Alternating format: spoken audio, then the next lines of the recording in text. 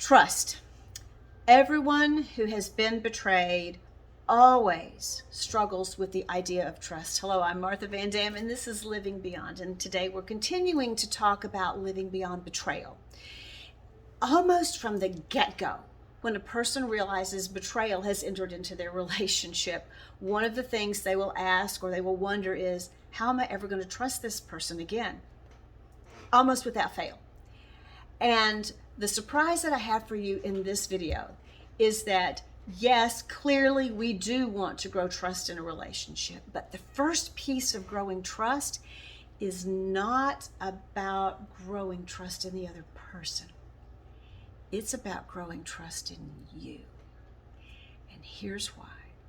You've been in a relationship where you have seen that this other person has the capability of hurting you in this way. They have the capability of making a decision to betray you, a decision that is choosing against you and choosing towards someone else. So you've had that experience.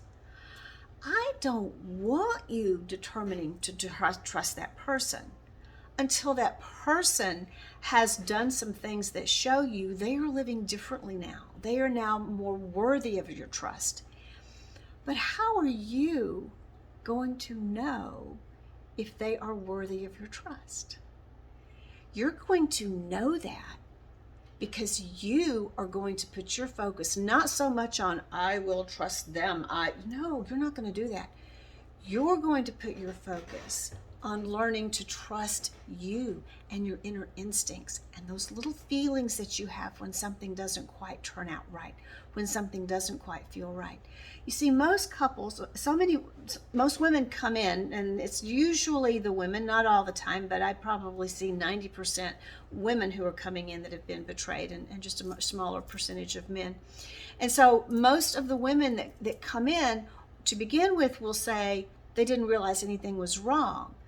They didn't realize anything was happening. They thought everything was fine. But on further exploration, they often can look back and start saying, yeah, it kind of felt weird that he kept being late, or he got to where he wasn't looking me in the eye, or his interest in sex changed.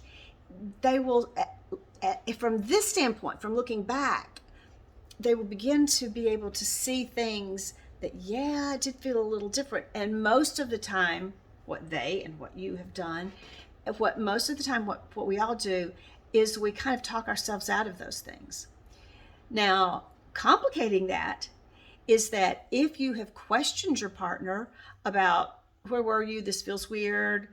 What is this email? What is this email or this text? And they say to you, oh, it was nothing. They talk it down, and they may even say, you're just being suspicious. You're just being jealous. You're just being neurotic. And so they kind of help us to talk ourselves out of paying attention to ourselves. And so what you've got to do is help yourself pull that back out of you, because you have it. See, what's happening when something comes into our world that feels a little different, our brains pick up on that. Our brains are really good at that. They pick up on just the slightest inconsistencies. But if we've gotten into the habit of shutting that down, then we're creating an environment where we're not able to trust ourselves, because now we've shut down our warning system.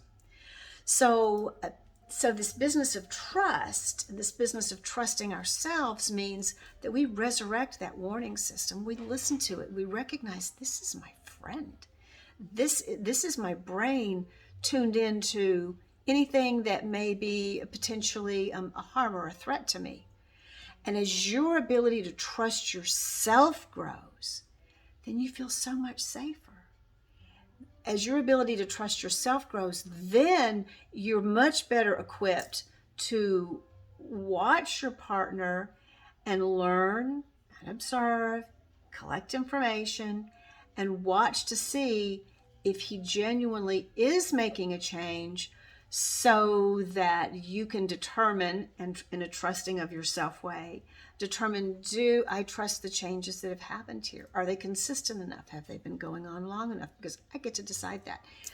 If your partner is pushing you to trust, then your partner is out of line, because your partner doesn't get to determine when you are ready to determine that he is trustworthy. You get to take all the time you need. You certainly get to work through the vast emotions, the triggers, all of those up and down roller coaster things that you certainly get to deal with that well before you start working with trusting. So if your partner is pushing you to trust or forgive, then you can let them know, I will be doing that on my own time, and that is not up to you, that's up to me. That is a place where they're trying to manage where you are. And generally, it's because it doesn't feel good to not be trusted. But they must understand they're not being trusted for a reason. When they change the reason, then you'll also be able to choose, if you see that it's worthwhile, to choose if you want to determine that they are now worthy of your trust. So our point about trust is this.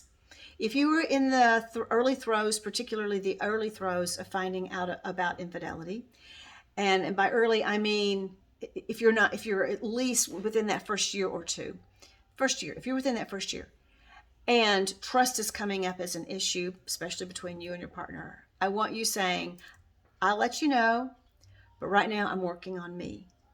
And I want your focus to be on learning to trust yourself. And you will see that if he is worthy of your trust, it will be a lot easier. You will get to that more naturally if you are learning to trust yourself better. So focus on that. Focus on listening to those tiny little intuitive thoughts you have. Focus on being very tuned into, what am I feeling today? What is my emotion that I'm feeling today? I would love it if you would Google and download something called Feelings Wheel or Emotions Wheel. It's this wheel that it's a drawing, and the drawing is divided into, I think, about 6 sections. And each section maybe or all have an emotion title, like anger or sadness, fear. And then those sections are broken down into tiny other little sections. So under sadness, it might have brokenhearted, much more descriptive names. I would love you to just Google and download Feelings Wheel or Emotion Wheel. You'll see them all over the internet. They'll pop up. There's bazillions of them. And I'd like you to print one out, or at least expand it so that you can see it, and start looking through all of those feelings. There must be 40 of them, or 50, more than that, little feelings. And start recognizing, asking yourself, do I feel this? Do I feel that? Do I feel the other? Start asking yourself. You'll find that helps you to get more and more in tune with, what am I really feeling in here? See, we've learned to shut it down. We've learned to minimize our feelings to these few. Happy, sad, glad, mad. That's about it. How'd you feel today? Happy? Do you have any bad days? Yeah, I was a little sad. Dejected, brokenhearted, insecure, fragile. Those aren't places we go. But they can really help us define what it is that's going on in us. Again, the more tuned in we are to what we're feeling, the better we can be tuned in to what we pick up on going around us, and the more we trust ourselves. So let's end this for today. The point is, trust in the relationship. The number one piece of it is learning to trust yourself. We'll get into, you will get into more deep trust if you're working with a counselor, but for right now, that's what we're talking about. So learn to trust yourself, learn to pay attention to those thoughts. It will go a long way to helping you develop trust within the relationship. I hope you're having a very special day. And if you're having a difficult day today, if those feelings that you're experiencing are all really uncomfortable, then do one thing. Find one thing that you can do today that will lift your spirits just a little bit. One thing that's you taking care of you. You do have the power to do that.